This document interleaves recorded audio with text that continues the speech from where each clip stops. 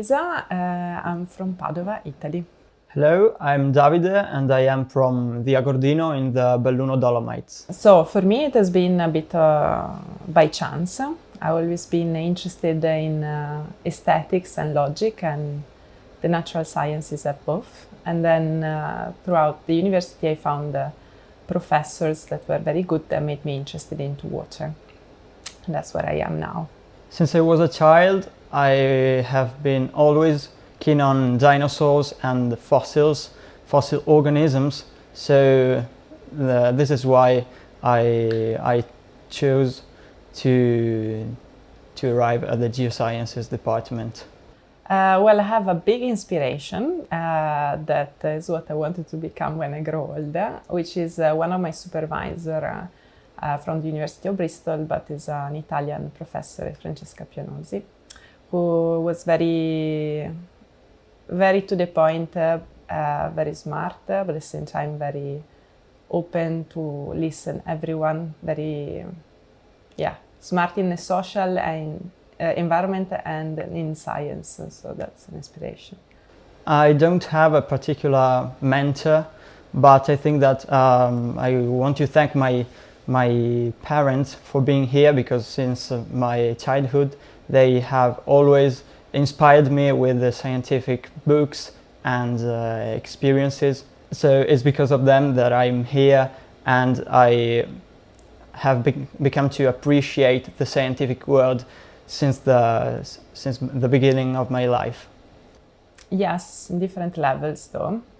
Well, I'm an engineer, so I have an experience, let's say, in the field with companies, and women in general are a minority in engineering field, so you feel like a minority and you need to fight to get, let's say, to be listened at first. The university is a bit different, but you're still a minority.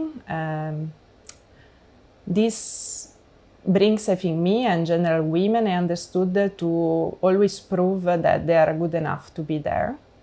And this also have implication in how vulnerable you are to critics, because push you down very, very quickly, and how valuable are instead people that support you and believe in you, much more, I think, than on the male counterpart. Yes, I think there are still some stereotypes. For example, that one that says that most of women usually go for human sciences, respect to STEM sciences. For example, in my generation, most of the professors I had during my university experience were male professor, and this is something we should probably change. Yeah, I think, like as I said, is when women are a minority in many contexts, then they find more difficult to make it through. And also I think this applies mostly at the university, but there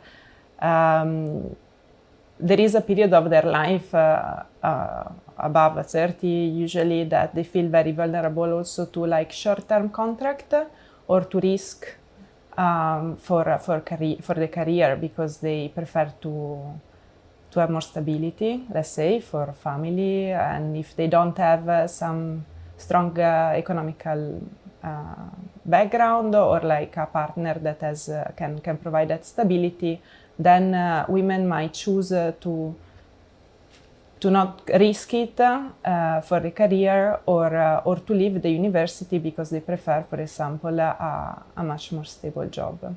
Since I understood that to go through a career path you need preparation and luck, but mostly self-confidence, and women needs to build more of self-confidence. I would suggest to be surrounded by people that allow that to happen. So if there is a supervisor, a mentor, a colleague that instead of even with constructive critics,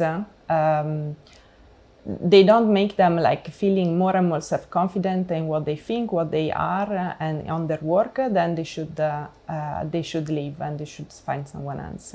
On the contrary, they should be very valuable who is going to make them feeling more and more confident about their work, but also about their persona. For example, I've heard of many girls in geosciences that think that they cannot do fieldwork, for example, and that is something that, in my opinion, should never exist. I think that our role as male students and then geoscientists is to be sympathetic with our female colleagues and to encourage them to come with us in the fieldwork, because they can be and they are on our same level.